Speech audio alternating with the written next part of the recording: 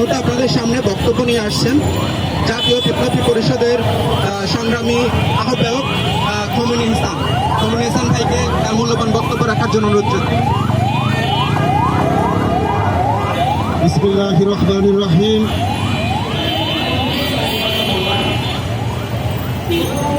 প্রিয় বন্ধুগণ, বিষয়টি খুবই পরিষ্কার।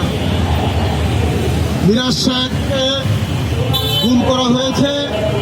গুম করার পরে তিনি বেঁচে আছেন কি তাকে হত্যা করা হয়েছে, এর কোনো বিষয়ই সরকার সুস্পষ্ট বক্তব্য দিচ্ছে না। আমাদের বক্তব্য হচ্ছে মিরাজ শেখকে খুঁজে পাওয়া যাক বা না যাক, কিন্তু এই ঘটনা তারা ঘটিয়েছে সেই অঞ্চলের সংশ্লিষ্ট কর্মকর্তাদেরকে গ্রেফতার করতে হবে।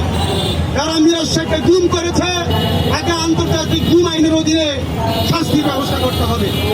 সরকার যদি এই গুমের বিচার না করে তাহলে সরকারের স্বরাষ্ট্রমন্ত্রী থেকে শুরু করে প্রধানমন্ত্রী সবাইকে গুমের দায়িত্ব নিতে হবে। আমরা চাই জুলাই বিপ্লবের পর বাংলাদেশে কোন একটি ঘটনাও জবাবদিহিতার বাইরে থাকবে না। যা কিছু অপরাধ হবে তার দায় নিতে হবে, তাই অস্বীকার করার সুযোগ নেই।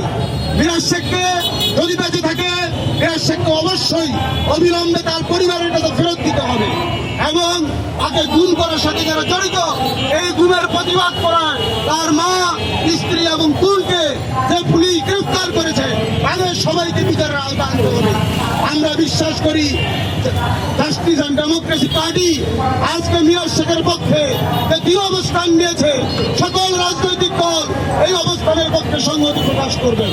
আমরা একটি কথা বলতে চাই, জুলাই বিপ্লবের পর সরকার ও বিরোধী দল সকলের কর্তব্য রয়েছে জনগণের জানমালের অধিকারের পক্ষে অবস্থান নেওয়া। বন্ধুগণ, মিরাজ শেখ গুম, কিন্তু আজকে সরকারি দলের অবস্থান কোথায় এবং বিরোধী দল কি করেছে? বিরোধী দল মিরাজ শেখের জন্য একটি কর্মসূচিও পালন করে নাই।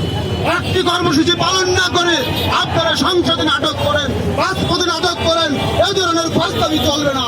এই ধরনের কর্মকাণ্ড মূলত হচ্ছে মিরাজ শেখকে শুধু গুম নয়, বাংলাদেশের জনগণকে ভবিষ্যতে আরো গুম করার একটি প্রকাশ্য ঘোষণা মাত্র। কাজেই আমাদের বক্তব্য হচ্ছে, আপনারা যদি গুম খুনের বিরোধী হন তাহলে মিরাজ শেখকে গুম করার সাথে জড়িতদের বিচার বাস্তবায়ন করে তার প্রমাণ দিবেন, তার সাক্ষ্য দিবেন। মিরাজ শেখ যদি ফেরত না আসে তাহলে ওই শেখ হাসিনার আমলে গুম বিরোধী বক্তব্য আর দিবেন না।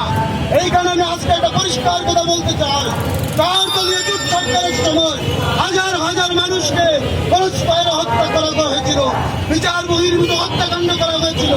আমাদের বর্তমান এই যে আন্তর্জাতিক অপরাধ ট্রাইব্যুনালে বিএনপি জামাত আমলের কাউকে বিচারের মুখোমুখি করা হচ্ছে না, কোনো কর্মকর্তাকে সমন জারি করা হচ্ছে না, কারো বিরুদ্ধে মামলা জারি করা হচ্ছে না।